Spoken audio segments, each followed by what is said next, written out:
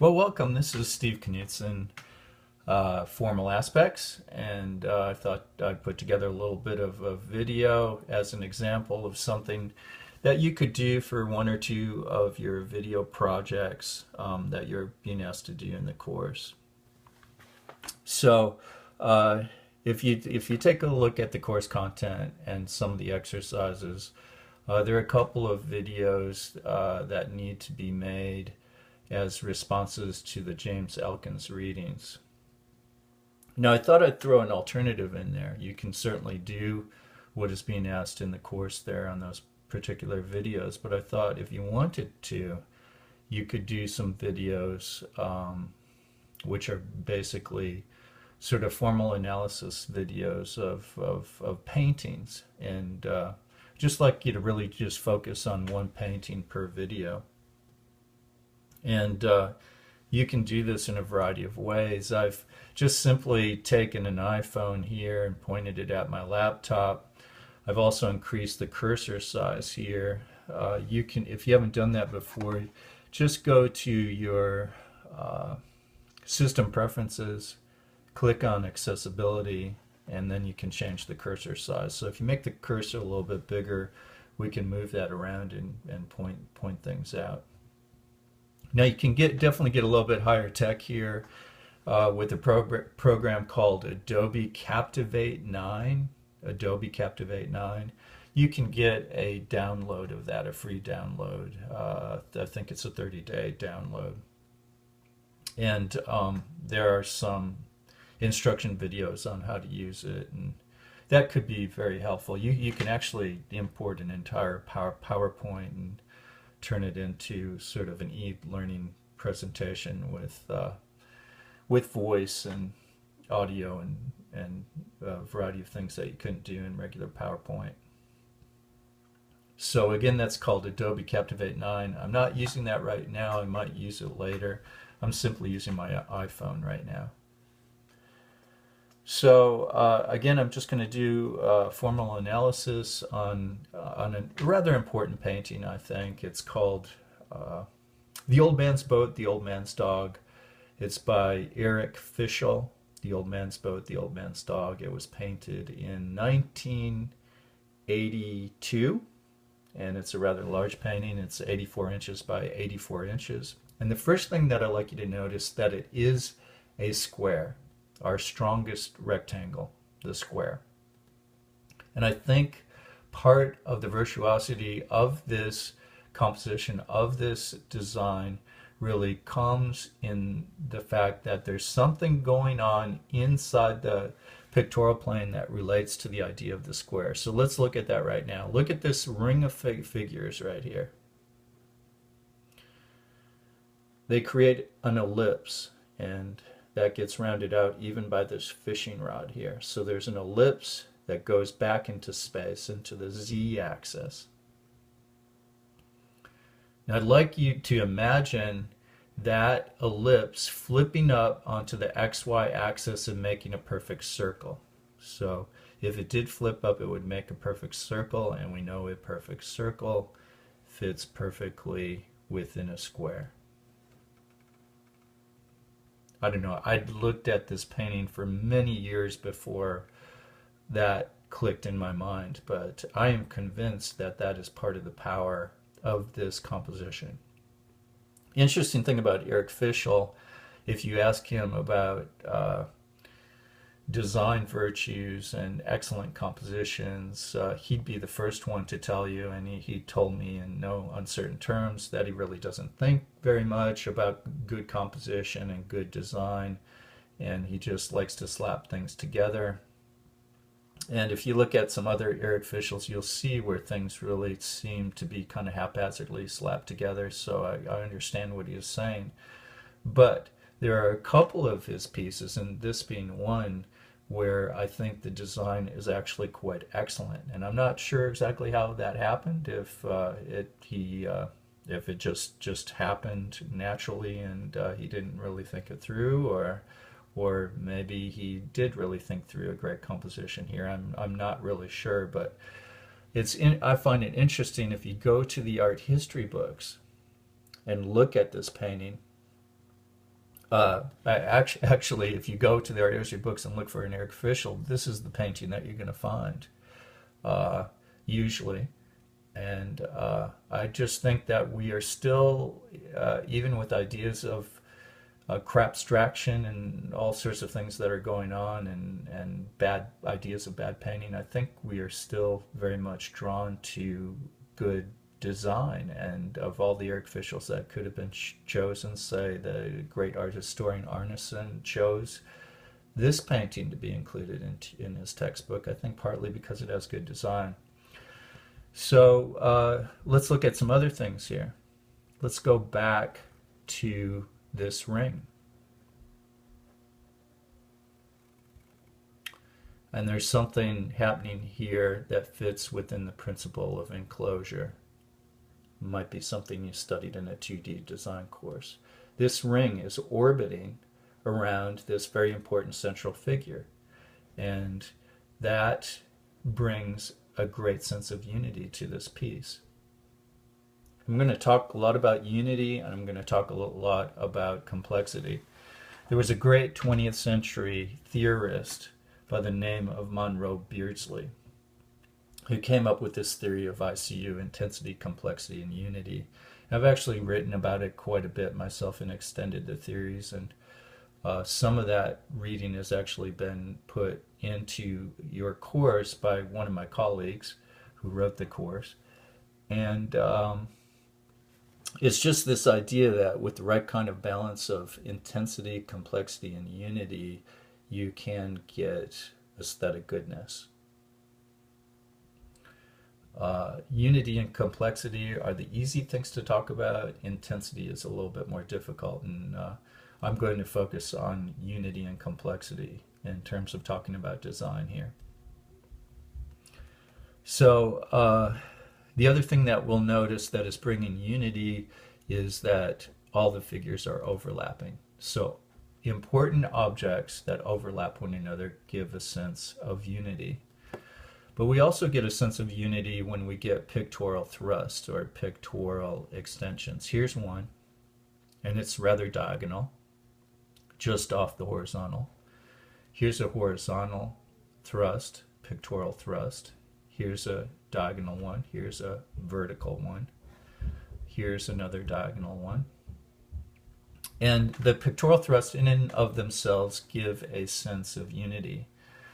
But when you compare one thrust or contrast one thrust against another, say this vertical against this horizontal, you get a sense of increased complexity. Another thing to look at here in this painting that's done so beautifully is this idea of repeating shapes, giving you a sense of rhythm, giving you a sense of unity. Look at this huge triangle of water. And then that breaks down into smaller triangles. So we've got the triangle repeating quite a bit. And then we have other triangles down in here, here, here. They're all over down here, all these triangles that repeat and give a sense of unity. Oh, getting back to the idea of pictorial thrusts, there are implied pictorial thrusts by the gazes. Look at all these different gazes. The dog is taking us up here. This very important figure is taking us right back out towards ourselves. These figures are taking us down here. This figure's gaze is taking us out to the horizon. And again, each pictorial thrust gives a sense, in and of itself, a pictorial thrust will give a sense of unity, but when you contrast all those different thrusts against one another, you get a sense of complexity. We also get a sense of unity with the color languages in this work, and I'll just point out one. The turquoise of the water, which in a painting like this with all these tanned lines and things like that gives a sense of leisure, gets repeated within the boat, on the cushion in the boat. So it gives a beautiful sense of unity. Imagine if that wasn't there, how separated this part of the painting would be from this part, just not quite as connected, not quite as unified.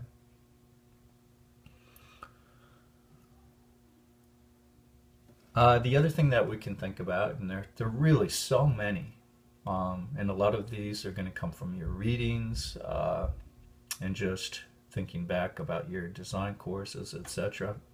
Think about the rule of thirds. We've all been exposed to the idea of the rule of thirds. So if you take a work and create some strips here, some lines, so let's make some rule of third lines here. So I do one right about here, straight down. Imagine a line right there. And then come over a little bit further. Imagine a line straight down there. So that breaks that up into 3 vertical strips, and then we can do that horizontally. We got one right there, one of the lines here, so we get 1, 2, 3 strips horizontally. Look at this figure. The head of that figure is right where 2 of those lines cross. And then if we take this rule of third line all the way across, all of these heads are on that line, and here's the other line down here, and we've got basically that cushion, that figure line on that line down there. And it, it continues. Here's another rule of third line coming down, intersecting that very important foreground figure. Now, if you can talk about even more important cause and effect relationships as you do your formal analysis, that's even better. Here's one that I could point out. We have all these brave crops. This figure, the face is cropped in a way that I think most people probably wouldn't crop, but the face is cropped here. We have a crop here. The leg is cropped here. The leg is cropped here. The dog is cropped here. And all of those crops give a sense of instability. They give a sense that the boat is rocking out there in those waves. Just imagine if all the figures were completely on the picture plane. Just imagine them completely on the picture plane, and how that would give stability. It would be a very different composition. I think the feeling that the boat is rocking is very much needed in supporting this content. The other thing to look at here would be the rule of odds. So for some reason, the human psyche is very much attracted to odd numbers in a design, really over even numbers. And so I guess you can make the case that there are 6 figures here on the boat, but I think the way that I would argue this is that there are 2 sets of figures. One set of human figures, so you have a set of 5, and then you have a set of 1 with the dog here. So in both cases, you've got odd numbers. The other thing you can do to advance some of your arguments and make this more complex is just talk about how some of these formal aspects underpin the content. Talk about the content a little bit in the work. And this particular painting, Old Man's Boat, Old Man's Dog, is one that I've written about quite a bit as a great emblem of a certain aspect of postmodernism's response to postmodernity.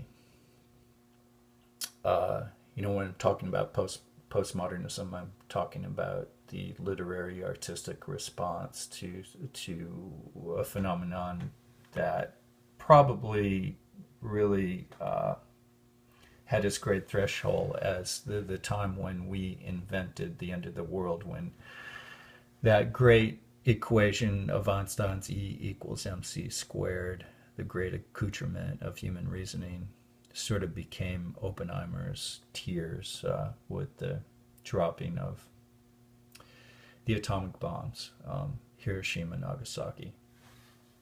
So we've got in this idea of postmodernity, we have a lot that is pressing in upon us, and that's the great first thing that we can talk about.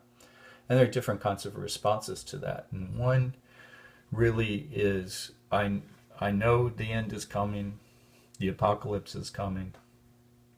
I'll be hedonistic and maybe sort of apathetic to that, and just live my life and kind of do what I can do and not think about that too much.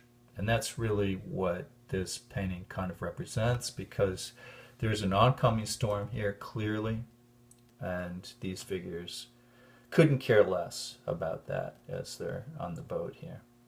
A very different painting than, say, Jericho's Raft of the Medusa, where you have these figures trying to wave down a frigate. They've been through a great ordeal, and they're just striving with every fiber of their being to just live, and just to reach out sort of symbolizes that great aspect of modernity, of really believing and maybe finding the right kind of utopia, making the right kind of decisions, having the right kind of technology and the right politics to lead you there. So find that some of those ideas to be kind of suspect um, within the age of postmodernity. All right, so that's my first shot at this alternative exercise.